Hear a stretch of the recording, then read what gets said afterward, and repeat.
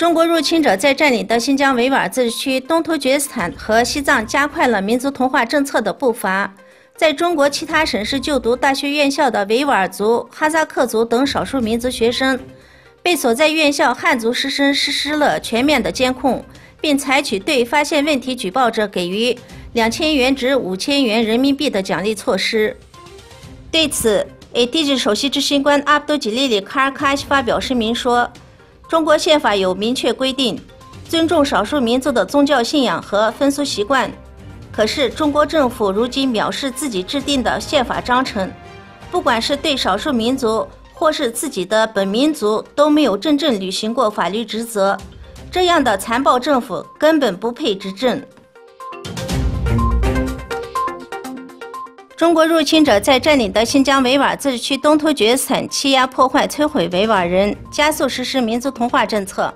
自成全国调入新疆维吾尔自治区东突厥斯坦后，继续实施并日益增加残暴政策。和田莫邑县清真寺官方认可的伊玛目哈提比一名阿訇因有病在身，无法前往麦加朝圣，就让别人替代自己进行了朝圣仪式。当地政府就以给民族分裂分子提供资金为由，抓捕被判18年监禁。中国、俄罗斯、土耳其和伊朗希望加盟阿斯塔纳格市作为担保人的国家，曾与莫斯科进行磋商。据说安卡拉出于某些原因反对中国的加盟要求。应美国总统特朗普的邀请，乌兹别克斯坦总统米尔齐约耶夫将于5月15日至17日对美国进行首次正式访问。期间，两国元首将讨论双边关系合作现状和前景，并就国际和地区热点问题交换意见。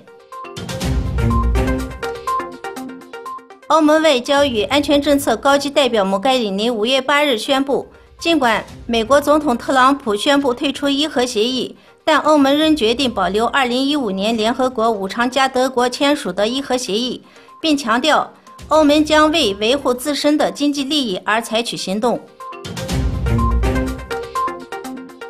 全球领先的科技巨头谷歌发布了新一代为机器学习定制的芯片张量处理器，结合了人工智能技术的 Android Pie 系统。在开发会议上亮相的新一代谷歌助手可以提供6种人的声音，音色十分逼真。不但如此，谷歌助手还可以像人类一样打电话，